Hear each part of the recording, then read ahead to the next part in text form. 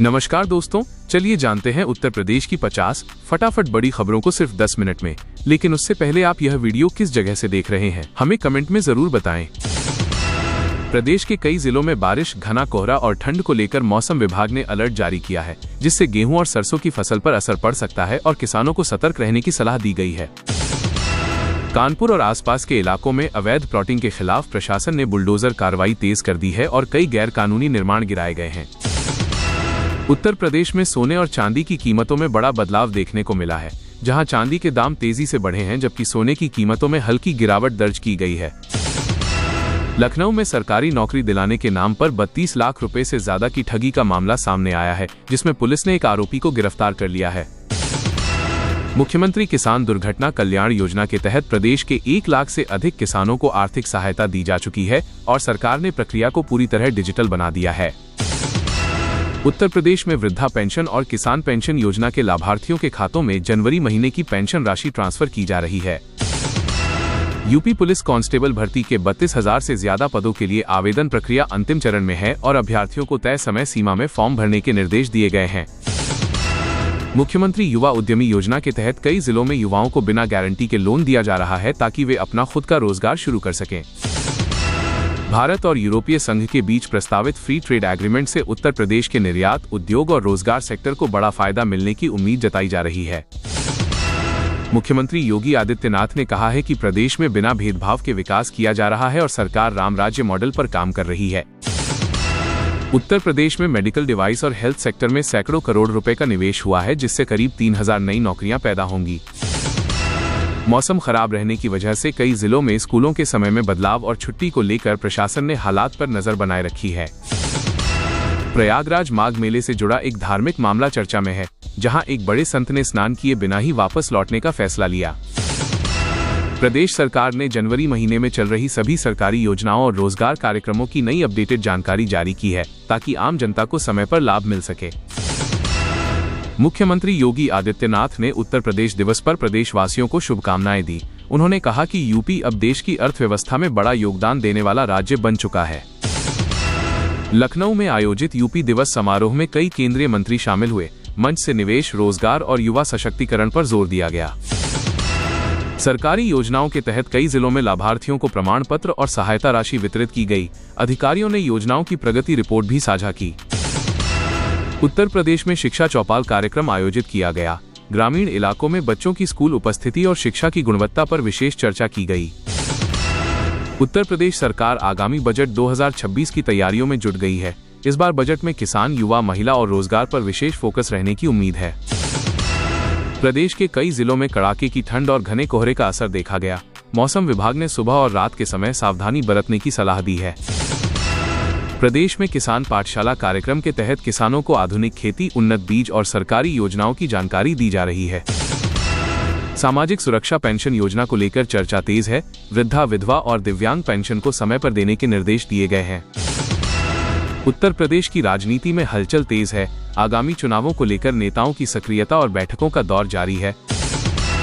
उत्तर प्रदेश में सरकारी नौकरी की तैयारी कर रहे युवाओं के लिए राहत की खबर है। अलग अलग विभागों में नई भर्तियों की प्रक्रिया तेज की जा रही है। जल्द ही नोटिफिकेशन जारी होने की संभावना जताई गई है। यूपी सरकार की एक नई जन कल्याण योजना पर काम शुरू हो गया है। इस योजना का मकसद गरीब और मध्यम वर्ग को सीधी आर्थिक मदद देना है। योजना का पूरा खाका जल्द सामने आएगा।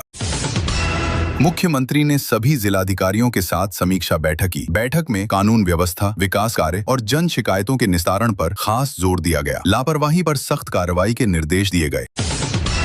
राज्य में ठंड और कोहरे को लेकर मौसम विभाग ने अलर्ट जारी किया है। कई जिलों में दृश्यता कम रहने की संभावना है। लोगों को सावधानी बरतने की सलाह दी गई है।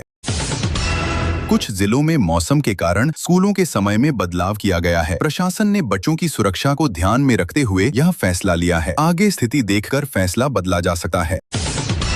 यूपी में सड़क और हाईवे प्रोजेक्ट को लेकर बड़ा अपडेट आया है। कई नई सड़कों के निर्माण को मंजूरी दी गई है। इससे रोजगार और यातायात दोनों को फायदा मिलेगा।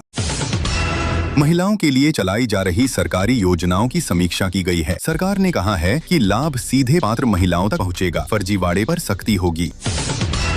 यूपी में निवेश को बढ़ावा देने के लिए नई नीति पर काम चल रहा है। इससे युवाओं को स्थानीय स्तर पर रोजगार मिलने की उम्मीद है। उद्योगपतियों से बातचीत जारी है। किसानों के लिए फसल बीमा और मुआवजे से जुड़ा अपडेट सामने आया है। नुकसान का आकलन कर रिपोर्ट तैयार की जा रही है। पात्र किसानों को जल्द राहत मिल सकती है।